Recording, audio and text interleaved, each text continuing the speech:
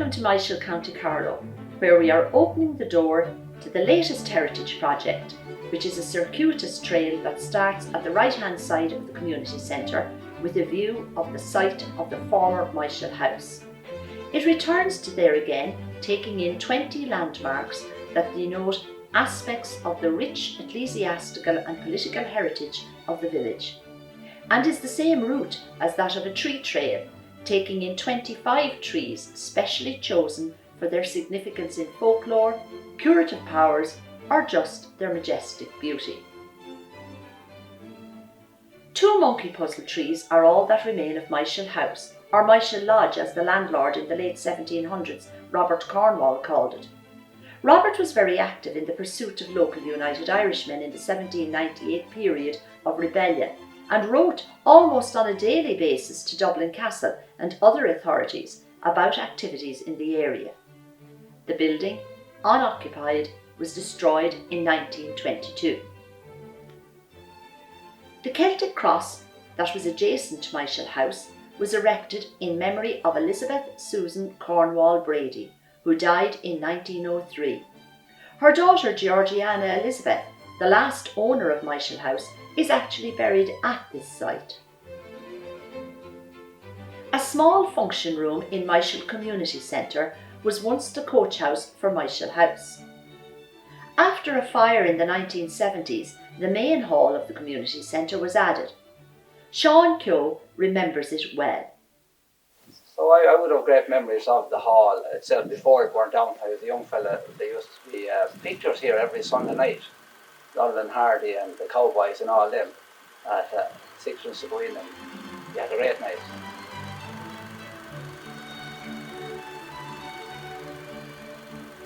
There'd be dances in it fairly regularly, and of course that time there wouldn't be any dances in Lent.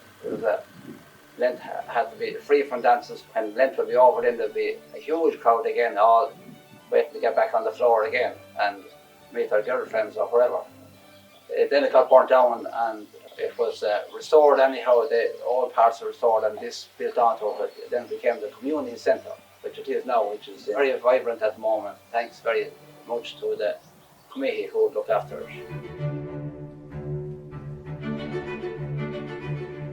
The old garden walls are made of handmade bricks that are over 250 years old. They offer an evocative reminder of the beautiful gardens and orchard they once enclosed. Thanks to the generosity of a Heritage Council grant, a feasibility study is currently taking place with a view to perhaps restoring these gardens. Local man Tommy Murphy has special memories of what they once looked like. This was the farmyard of the Myshall Lodge, and it has changed so much. Right behind me here is a red brick wall, but that could have been the house for the gardener. Our biggest treat was how we got to see it. In the mid to late 50s, Father O'Connor was the parish priest, and he always used to ask the principal of the school to let down 6th class, the boys in 6th class, to pick the apples in September or October.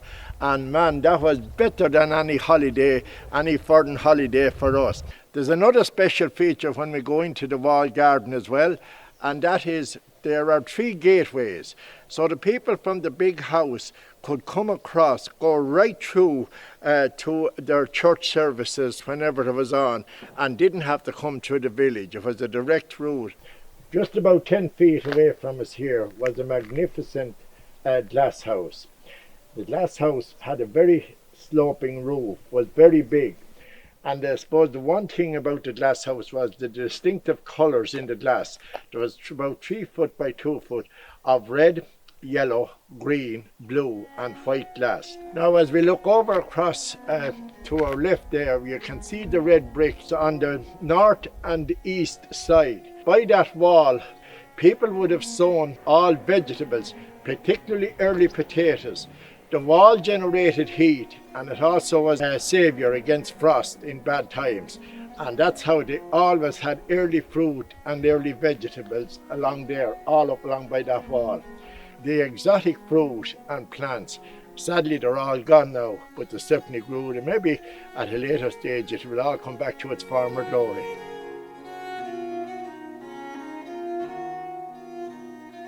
Local landlord Robert Cornwall, as mentioned earlier, granted the land on which this church, Church of the Exaltation of the Holy Cross, was built around 1776. It was in the shape of a cross, and the football club of the day were even called the Myshall Crusaders. One of the stained glass windows is devoted to Saint Finian, a native of the area, and there is also a tapestry of another local saint, Saint Columbanus, completed in 2015 by a local group.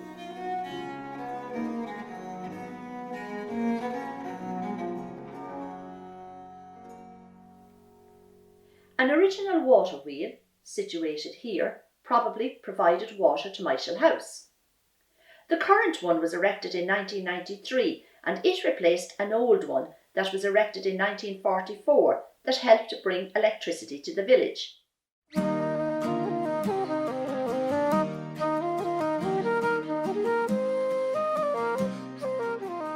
As we enter Bridie, we note the many trees that form part of the tree trail.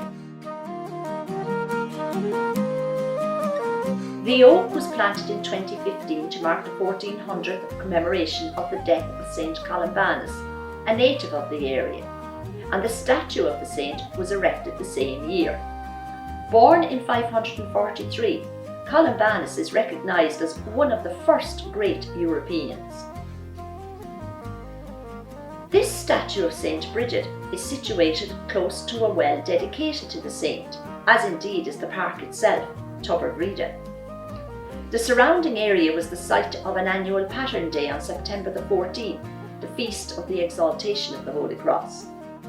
Another saint native to the area was Saint Finian, who was born in Rossacurra, near Myshall, around 470. He is known as the tutor of the saints of Ireland. The old ruins here are known as Saint Finian's Church. Its semicircular doorway indicates that this pre-Norman church is of considerable antiquity.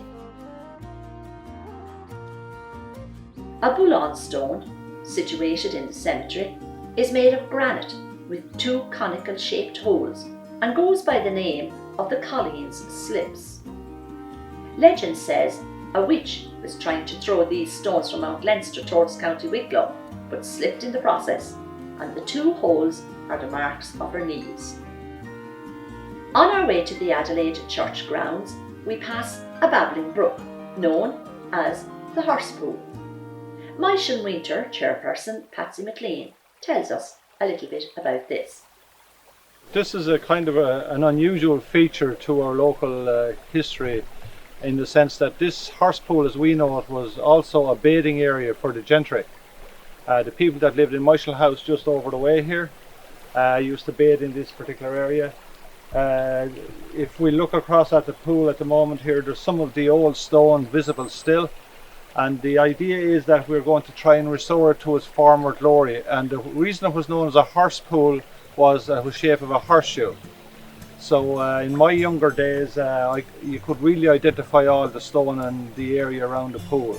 And I suppose if you look at the overall picture of the area here, the cricket grounds, the big trees near the tennis courts, the walls around the field here were all part of the immediate estate of Myshall House.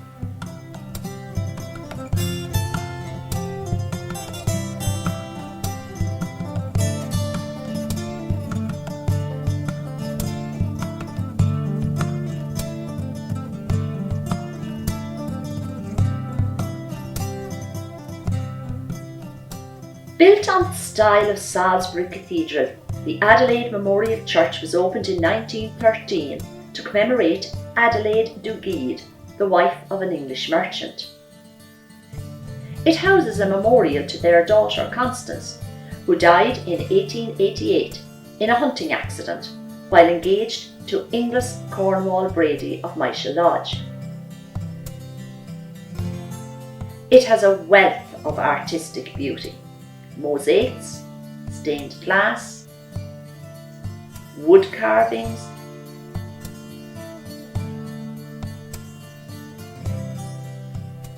and a magnificent copy of Leonardo da Vinci's Last Supper.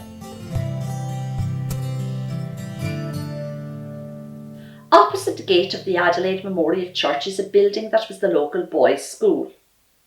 It opened in 1833, and one of its pupils, Patsy Kearney, is on hand to tell us what school was like in his time there. It was a two-teacher school. Master Dial and his wife. So it's as much the same as it is today. So, it started here when I was 78 years ago. So I think it's a lot of water gone on the bridge since. We had to be in school at 9:30 in the morning. No excuses. We had to be there. And in the winter time, we'd have to bring firewood for the fire, for a bit of heat, but sure. Be as much heat how we candle nearly to water the fire. There was 8 of us travelling together, at home, and we brought a donkey and cart that time, and the 8 of us was on it, and again we got to Myshall to be 28 on it nearly, So we parked the donkey down the village, and transport was bad that time. Our donkey was first 4-legged minibus came into Myshall, I think. Daddy'd often talk about going to school, and I couldn't relate to the differences he would talk about in school, because my school experience was quite different. Dad would talk about himself and his brothers and 2 sisters coming to school on a donkey called Bob. It was different to my experience in the sense that the breadth of subjects weren't as broad as they are nowadays or in my day. At the same time, for my father, who had 3 teachers in all of his schooling, which I find astonishing, that he knows so much about history and geography, and that he has an excellent understanding of a lot of things for the amount of schooling he got. Read a poem now, and the name is The Village Schoolmaster. Beside yon straggling fence that skirts the way with blossom firs, unprofitably gay,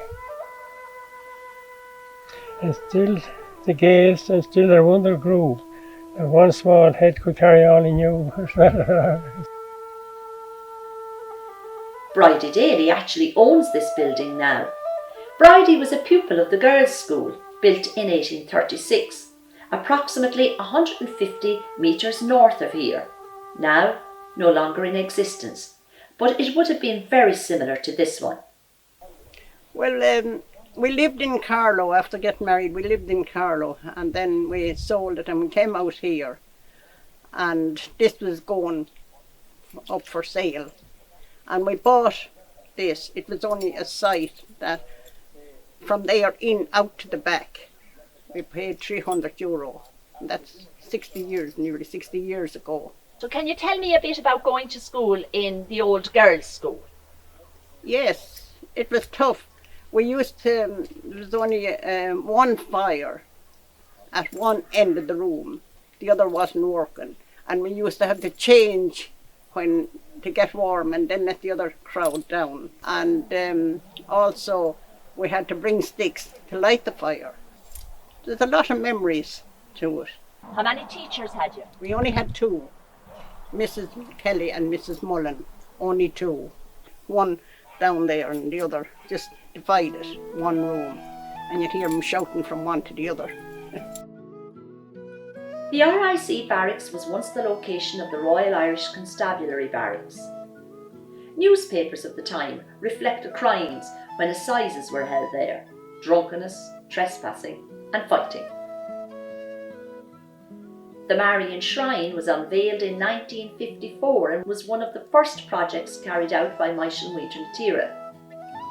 Canon Hayes, founder of the organisation nationally, came from County Tipperary for the day. Milestones such as this one in the centre of the village generally predate motorised transport by over 100 years. Now a noted meeting place, the village pump was an essential amenity before mains water became available. It is here the outdoor crib is erected each year, where concerts are held on St. Patrick's Day, where the great local racehorse Stan Oley was greeted after winning in Cheltenham and Aintree, and where the Millennium Bells rang out a new century to a packed street. In 1849, Peter Fenlon Collier was reputedly born in this building. He emigrated to America, aged 17, where he became a highly successful publisher. By the time of his death in 1909, book sales had topped the 52 million mark. The road leading to Borris is known as the Croppy Road, as it is believed to have been built by local United Irishmen in exchange for their lives. Apparently the deal was worked out between Father Brian Kavanagh and Robert Cornwall in the 1798 period of rebellion. The corner is known as the Picket Corner, as it had a room for the lookout person, posted here to guard Myshall House. The second park in the village is called the Byrne Memorial Millennium Park, as it was developed in 2000 to honour Dr. Byrne's generosity to the people of Myshall. The piers here once marked the official entrance to Myshall House and are known locally as the Grand Gates. In the park there are fine examples of holly, hazel, alder and rowan trees, and it is lovely to picnic near the beautiful willow tree, as in ancient times it's believed people sat underneath willows to gain eloquence, inspiration, skills and prophecies, and even romantic love.